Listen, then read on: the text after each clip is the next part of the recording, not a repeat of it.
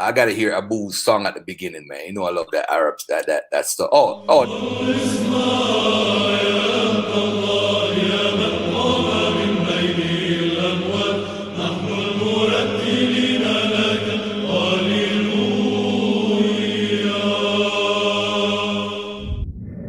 Greetings. Last April, Benayah Israel put up a Facebook post in which he noted that in the balconies of First African Baptist Church in Savannah, Georgia, there are roughly 48 pews with markings on the panels of each side of each pew, for a total of around 96 panels with markings on them. Then he stated that writing which partially looked like Arabic was only found on one of those panels. He then went on to say that the rest looked like Hebrew. Then, a short while later, William Brown made a similar claim. Consider this clip. There's about 50 images of different writings on the pews there. And so the images that are there, there's only one of them that has a familiarity that would look like the script within an Arabic script. Okay, so the subtle implication from that side seems to be that a bit of something resembling Arabic characters was found on only one panel of the many panels that are on those different pews, and all the other panels look like they have Hebrew on them. Or, if we could include Kelly Richardson's claims, the other pews also include Ge'ez and Amharic. So with that, I wanted to make this short video to be a bit more clear about what was actually found, or to put it another way, what's actually been proposed for the pews and what level of support there is for that. So I'll be going through some of these points quickly, and therefore in the video description I'll link to other videos which, interested viewers can find more information on a particular point. So jumping right in, multiple Arabic phrases have been proposed for the pews, emphasis on phrases. The most popular phrase proposed is ᶜArabic. Since Kelly, Brown, and Benayah have insisted on appeals to scholars, it's worth noting again that Geoffrey at Cambridge concluded that ᶜArabic appears on one of the pews. In fact, he proposed that it reads an-nas ᶜArabic. Aside from that, two other scholars hesitatingly suggested ᶜArabic as a possibility. So emphasis on possible. They weren't definitively saying that that's what appears there. Beyond that, as came up in Will Brown's interview with a couple producers from the PBS documentary The Black Church, Harvard's Boubacar Diakite concluded that La ilaha illallah, which means there's no God but God, appeared in one place, and Muhammad Rasulullah, Muhammad is the messenger of God, appeared in another place. Now, as a disclaimer, I'm not claiming that you have to defer to any of these scholars. You have every right to question these conclusions and investigate them for yourselves. I myself remain skeptical, so I respect the skepticism of others. But I wanted to be clear about what has actually been proposed, and since Kelly, Brown, and Benayah tried to introduce appeals to scholars, it's worth noting what some scholars have concluded. Moreover, I would note that these are coherent and historically attested Arabic phrases. Meanwhile, so far, no coherent, historically attested phrases in Hebrew, Ge'ez, or Amharic have been proposed for the pews. As for the Ge'ez script, resemblances to individual characters were proposed. This position was taken by Ephraim Isaac, but so too one could propose that the same markings resemble Latin or Greek characters as well. Moreover, if that were to be the standard, where resemblances to individual characters devoid of surrounding context, if that's sufficient, it could be argued that more than a few markings on the pews resemble Arabic characters floating in isolation. Kelly Richardson claimed a secret scholar found quote-unquote ancient Amharic on a pew, but he's conveniently neglected to tell us how that alleged Amharic read. He hasn't shown us the relevant pew or what sort of Amharic supposedly appears therein. As for Hebrew, Kelly Richardson proposed a honestly barely coherent and ahistorical spelling of Israel with 5 yods and a zayin, but no sin or aleph. He said that appears on one of the pews. However, he has been unwilling to engage the argument that there's a stronger case for an Arabic reading of those same precise markings on the specific pew he was examining. And again, in the video description, I'll share links to videos where that's discussed. Last November, attempts were made to show a Hebrew sentence on one of the pews, but what was proposed had serious issues with coherency. Brown and Kelly tried to claim that the scholar David Bunis not only confirmed that sentence, but even updated the relevant sentence. However, it was later revealed that they had badly misrepresented him. Brown and Kelly later claimed that a Tel Aviv-based Hebrew scholar named Richard Katz had found a Hebrew phrase on a pew. However, they never showed which markings had the alleged Hebrew phrase, and there was no trace of the alleged Tel Aviv-based Hebrew scholar, and worse, the emails which were attributed to that scholar seemed more likely to have been typed by Will Brown himself.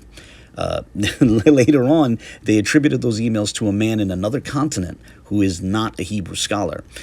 Now, as a disclaimer, I'm not saying that only scholars are allowed to weigh in on this discussion, but recall that they never shared the markings which have, this Hebrew phrase, alleged to have been found by Katz. Rather, they simply expected people to just defer to Katz, to just accept the claim on blind faith because an alleged Hebrew scholar said so. For that reason, it is significant that the man that they now attribute the emails to is not a Hebrew scholar. Beyond that, those who have reviewed the evidence still suspect that it's more likely that the emails were written by Brown than the Georgia-based scholar of Germanic languages that they're now being attributed to. Whatever the case, turning to actual scholarly opinions, David Bunis hesitantly suggested the word Israel, properly spelled, as a possibility, though he also confirmed that that was based on the relevant markings resembling a couple characters from that word, and then the rest being unclear. Beyond that, Bryan Kirschen hesitantly suggested the possibility of Ariel, apparently, though not explicitly, with 2 yods and 1 aleph. However, Kirschen also noted that the surrounding context of the markings he examined looked more like Arabic. So let's offer a recap or summary of these points which were just covered. Multiple coherent, historically attested Arabic phrases have been proposed for the pews. These positions also have some scholarly support. Not all scholars of Arabic agree, but there is some support from scholars of Arabic, some unambiguous support. Attempts to show Hebrew phrases on the pews involved incoherent and ahistorical readings, as well as some misrepresentation of scholars being appealed to, and possibly even outright fabrication. A couple scholars have hesitantly proposed individual Hebrew words or names as possibilities, though they have also alluded to alternative interpretations being possible as well. No words, much less phrases, were proposed for Ge'ez. Rather, only resemblances to individual characters were proposed. There was talk of a secret scholar finding Amharic on the pews, but how precisely that alleged Amharic read was never stated, nor were the precise pew markings which allegedly contained that Amharic shown. In short, when you look at all of this together, while there remains room for skepticism on all fronts, if there is any language on the pews, then the case for Arabic remains the strongest. Now, as a disclaimer, that does not mean that you have to accept the conclusion that Arabic appears on the pews. I myself remain skeptical, even about Arabic.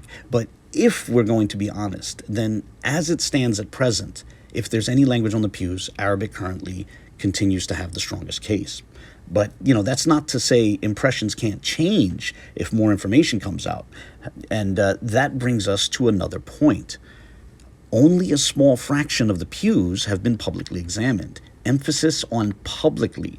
Perhaps another way to put it is to say that only a small fraction of the pews have been examined in an open and transparent way, right?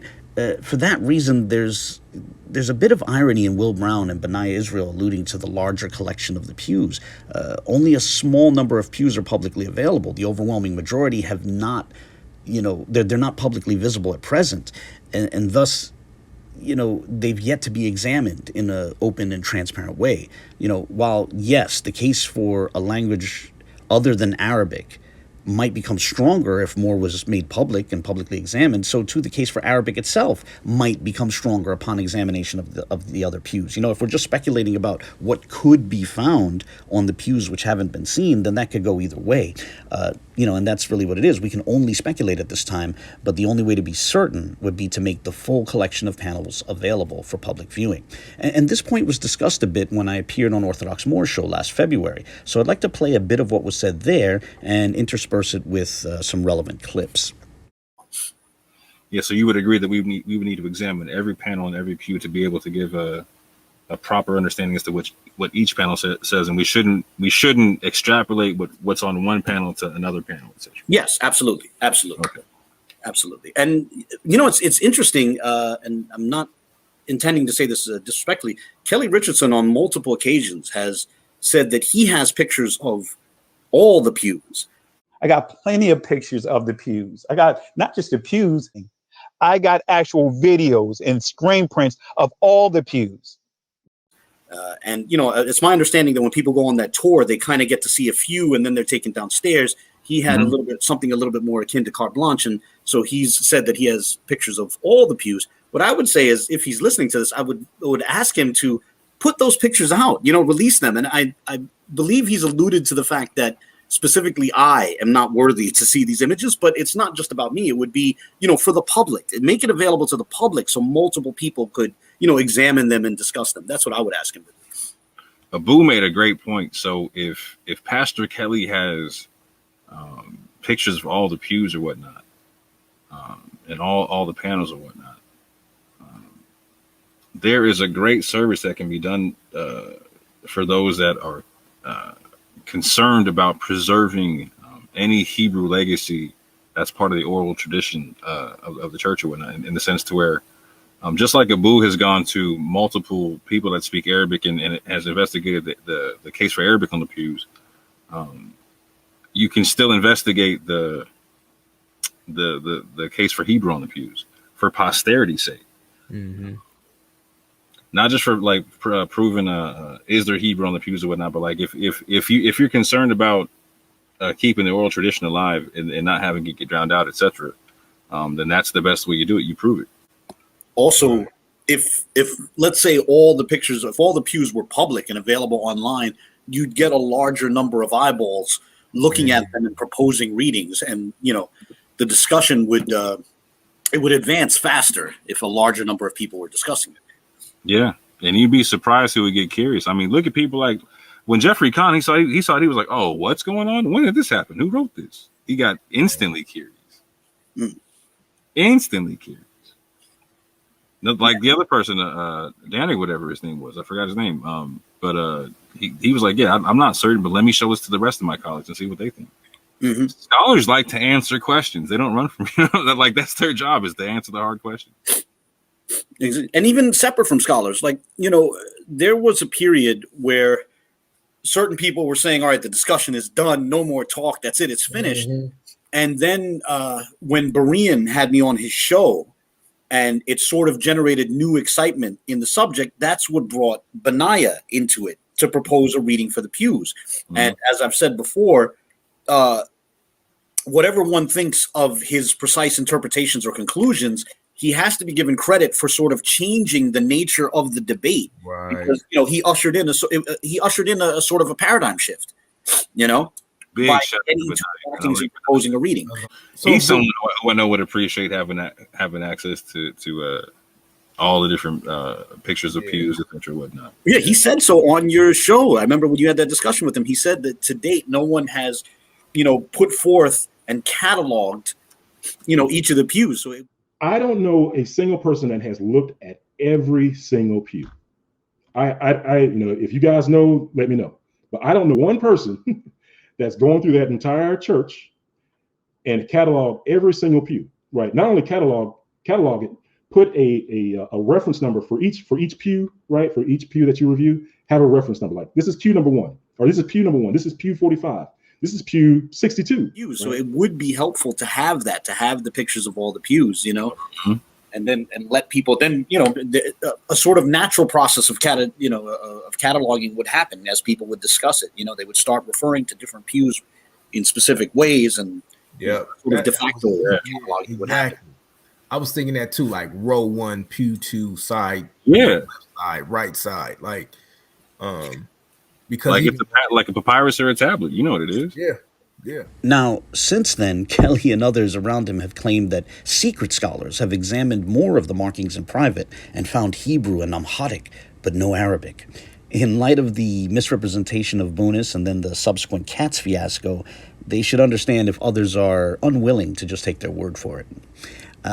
Now, again, if there's going to be a serious discussion about what is on the pews, then they should publicly show the markings. If one is going to make claims about what was found after examining all the panels, then make all the panels available for public examination. People can discuss what has been found or what has not been found on the rest of the pews after having examined the rest of the pews, right? That should make sense. So too, if one is going to claim that something significant was found on, some yet to be seen pew, then at least show that pew, right? This is basically ties in with the position I've taken for years from the very beginning, which is that if you're going to claim something appears in the markings, then point to the precise markings and transcribe what you think appears therein, right? Don't ask people to simply take the claim on blind faith, which is unfortunately where, some of our friends have been for quite a few points along the way of this ongoing discussion.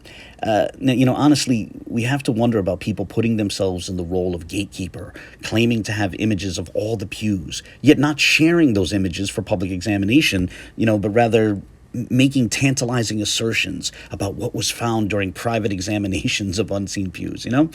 I myself would propose this question. If something significant was found on the yet-to-be-seen pews, wouldn't they have shown that by now?